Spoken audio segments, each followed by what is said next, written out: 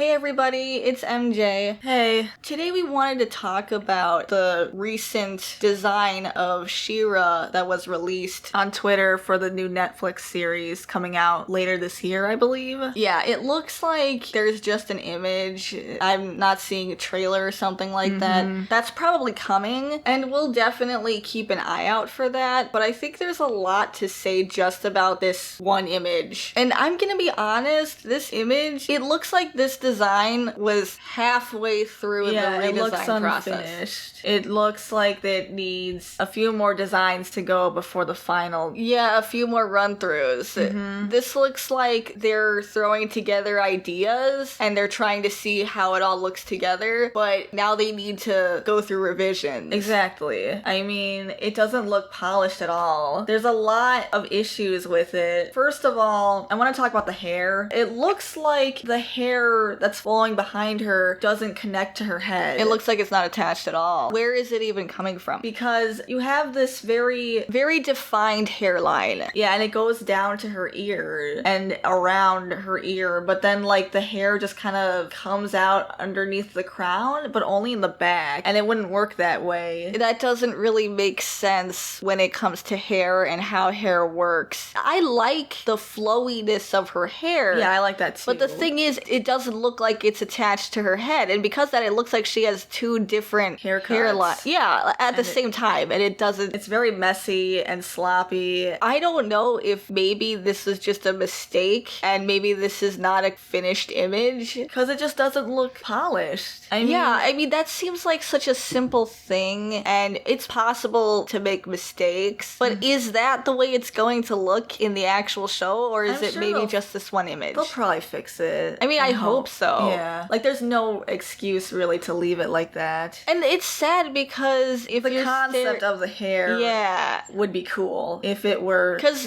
flowing hair is really dramatic and it makes for some really makes great sense for the scenes. Character. Yeah. But for them to not attach it to the hairline is a problem. And I'm seeing a similar problem with the cape too. Yeah, the cape, it's just kind of there and it doesn't look like it connects to the shoulder blades at all. I don't know where it's connected. Probably behind her, but we don't really see it, and it's a little confusing. The other thing is the cape is doing the same thing that the hair is doing, and I think they're competing. Yeah, the cape and the hair. I think the cape should have been either have it focus on the cape or focus on the hair, but don't focus on both. Because it does look like it's competing. Maybe the cape could have been lower, like still flowing, but not follow the same path as the hair. Exactly. Because first of all, they both have the same problem where it's unclear where exactly they're attached to.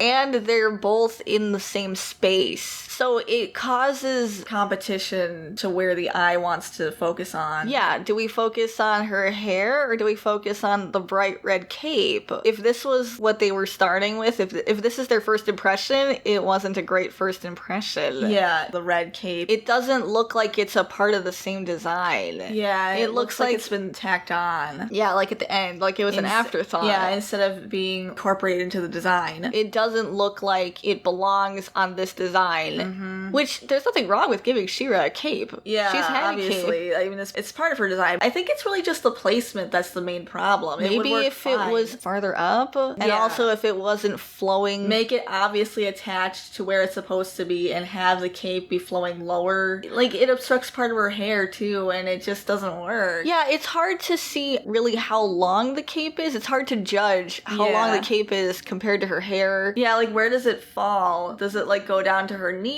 or does it go higher than that? Yeah, is it just... It's just how long is it? It's impossible to judge, and that's an issue. I don't exactly know if I'm loving the shoulder pads either. They're not the worst. At least they're not super obnoxious, but maybe they're a little high and a little pointy. I don't hate them, but because everything else in this image is already flowing up, like her hair and the cape, I think having those right in the middle, it's just hard to know where to look first, like where to focus. So about the skirt and the shorts underneath, it looks a little bit awkward. I think it's another length problem. I don't have a problem with her wearing shorts. Yeah, that's not the problem. I think it's just the pose that's a little awkward. I think that either the skirt needs to be longer, or the shorts should have been like leggings or something. Yeah, or the skirt could have been shorter and been more like trim. Maybe they thought that like they wanted to make it obvious that she was wearing shorts underneath. Either the skirt needed to be longer or it needed to be shorter. Or the shorts could have been leggings or something. I actually do like her gauntlets. I think that they serve their purpose. I think they don't distract from anything else. Yeah, they design. work. They work. I think they work, and I think that they do what they were meant to do. So apparently in this version, she's supposed to be younger. Normally she and her brother are adults, but here I guess she's supposed to be a young teenager. It says I guess they aged her down a bit. It says in the synopsis that she's an orphan. Okay. So I'm assuming that means that she's younger. But the problem with that is she has a very chiseled jawline and facial features that make it clash with her body. Because her body kind of reminds me a little bit of Star from Star vs. the Forces of Evil, which makes sense because she's a 14-year-old girl. But here, her head looks very adult. Like she has a very defined jawline and chin. I think that her body appears like it's not fully developed, but then her face and her head, those look like adult features. I don't know if maybe it's the angle of her head, but it looks very square. And I think if they had given her a softer jawline, it would have helped with the youthfulness. Yeah. Because there is a clash between her body and her head. I think her torso could have been a little bit longer too, just a little bit. It might have helped. I think some of the biggest controversy did come from those aspects. Because a lot of people are saying that this design looks boyish. I can see where they're coming from, especially with the hair. I think if they had made the hair look like it was more attached to her head and not so much like a second cape, it would have helped. I think that we wouldn't be hearing so many of those complaints. But also giving her more rounder, like a jawline, like a softer jawline, I think that also would have helped too. And I don't think there would have been quite as much of that backlash. Because it is unfortunate. I mean, I guess the truth is the original designs for He-Man and She-Ra were pretty sexy. And there's nothing wrong with that. I think that She-Ra was wearing more than her brother was. Yeah, she was. I don't know if Adam is going to be in this series or if it's exclusively She-Ra, but I'd imagine that he's probably going to get the same treatment. He's probably going to be aged down. So they're going to have to be the same age. He'll probably get a completely new costume. But his costume's so iconic. I know, and that is a huge problem when you're taking these characters who are very iconic, but also a lot a product of their time. Yeah. And you're trying to update them for modern audiences, you do run into those problems. How much do you change, but how much do you stay, like, true to the character? I think the 2002 animated series did a good job. Like, if you compare He-Man to the original from those two properties, he's still very chiseled and very muscular. Mm-hmm. It's updated to a point where he still looks good. And the same with She-Ra. Like, I think She-Ra, they gave her even more than she had in the original. Her costume had more detail on it. Yeah. And it looked really good. I think that she looked like a warrior who's had some experience. Yeah. Like, she doesn't look like she's fresh on the battlefield. Yeah, this version looks like she's very fresh on the battlefield. Right. Like, this is probably the first time she's wearing this outfit or something. This kind of looks like they're trying to completely remove any kind of sex appeal that the characters had originally. It wouldn't necessarily be an issue if the art looked like it was more complete. Yeah, this looks totally unfinished because there are such glaring mistakes, like with the hair and the cape, and then also the stylistic choices they made of giving her this very defined jawline. Like, is she supposed to be an adult or is she supposed to be a child? It's very mixed messages. So those were just our thoughts. Hopefully some of the flaws in this design will end up not passing over to the final product. Yeah, hopefully they'll smooth it out and make it less awkward. But I guess we'll have to wait and see for the show to premiere. Yeah, I think it's coming in November, so that's actually pretty close. I would prefer to see something more along the lines of Voltron Legendary Defender than that one Rainbow Bright reboot. Yeah, well, I think this looks a lot better than Rainbow Bright, but I mean, I see what you're saying. Let's go more to the Legendary Defender side. Please. Because we could really use more shows like Legendary Defender. And this could be. I mean, think Masters of the Universe would do really well. But we would love to hear your opinion. Please leave a comment below. Thanks for watching, everybody. Yeah, we really appreciate it. We'll see you in the next video. Bye. Bye.